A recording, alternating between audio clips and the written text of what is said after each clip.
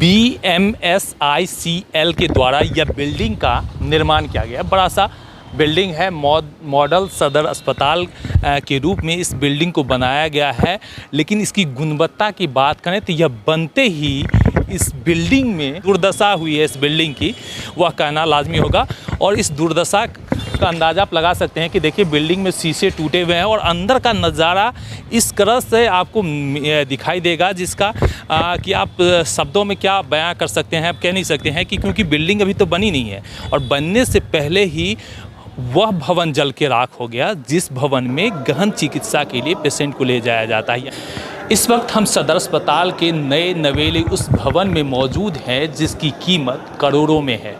करोड़ों रुपये की लागत से इस भवन का निर्माण किया गया। लेकिन क्वालिटी की बात करें तो जन्म लेने से पहले ही यह भवन इस कदर से त्रस्त होने लगी है जिसका आपको शायद अंदाज़ा न हो। देख सकते हैं हमारे पीछे ओटी है, यानी कि शल्य कक्ष जहाँ पे गहन चिकित्सा की जाती है। और ये बिल्डिंग के अंदर अभी हैंडओवर भी नहीं हुआ है कि आग की लपटों से धू कर जलकर राख हो गया।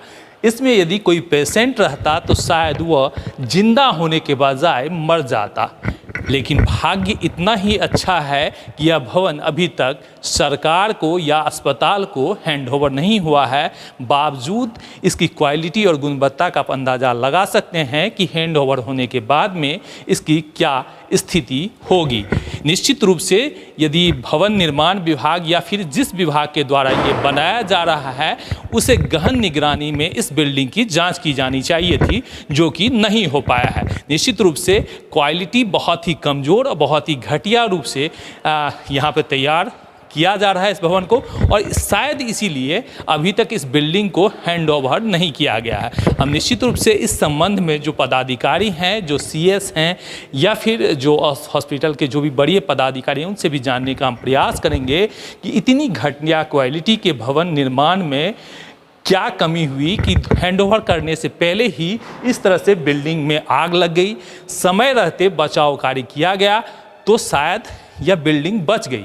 यदि इसमें आम आदमी या पेशेंट रहते तो निश्चित रूप से जो बचाव राहत कार्य है वो बहुत ही स्लो होता या फिर कहीं ना कहीं पब्लिक के जो गैदरिंग से वो थोड़ी सी विलम्ब होती। तो ऐसी परिस्थिति में बिल्डिंग को जलने में जरा सा वक्त नहीं रहता। निश्चित रूप से इसकी जांच गहनता से होनी चाहिए, इसकी भी मांग हम जरूर करेंगे। लेकिन फिलहाल हम चलते हैं और बड़े पदाधिकारी से जानने का प्रयास करते हैं आखिर इस बिल्डिंग में क्या कमी है और किसके निगरानी में इस बिल्डिंग को बनाया जा रहा है।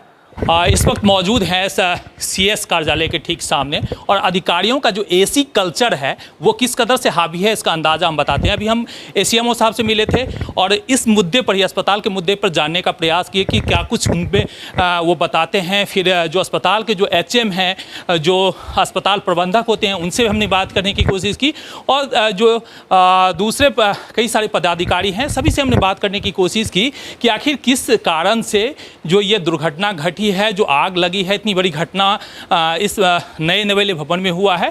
लेकिन कोई भी अधिकारी जो है उस AC चैम्बर से निकल करके प्रतिक्रिया देना मुनासिब नहीं समझे। और आप देख सकते हैं कि दोनों ही जो बड़े अधिकारियों का कार्यालय है, ठीक हम दोनों ही अधिकारियों के कार्यालय के ठीक सामने हैं और कोई भी अधिकारी अपने AC रूम से बाहर निकलने की जहमत नहीं उठाते हैं। तो अंदाज़ा लगा सकते हैं कि 50 लाख की आबादी वाले मधुबनी जिला के रोगियों का चिकित्सा का स्थिति क्या होगा, किस तरह से इलाज होता होगा ISO मान्यता प्राप्त होने वाले इस सदर अस्पताल में, और किस तरह से बंदरबांट होती होगी जो यहाँ इलाज के नाम पर जो है विभिन्न योजनाओं का। मिलेंगे अगले वीडियो में, तब तक के दीजिए हमें इजाज़त।